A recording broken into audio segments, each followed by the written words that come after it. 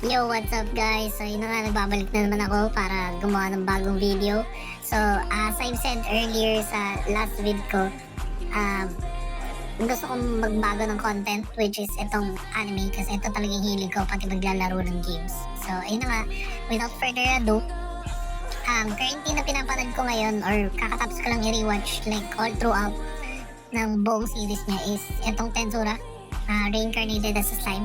So nakikita niya naman sa piniplay na video. So ayun yung episode 1, ayun yung part na kung saan nasaksak si Mikami Satoru.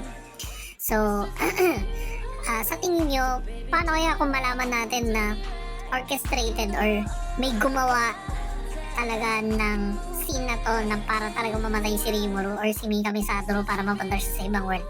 Kasi kung iisipin mo, hindi malabong magkatotoo, kasi natanggap niya yun natanggap niya yung Predator, natanggap niya si Great Sage, napa-evolve niya ng Raphael, napa-evolve niya ng Bills, but si Predator. So talagang hindi malabo mangyari, hindi mo masabi baka mamaya si Velda na ba talaga. So yung mga light novel, web novels dyan, wag kayo mag-spoil, alam kong alam nyo na yun, alam natin lahat yun. So yung mga hindi pa nakakaalam or curious, what if, no?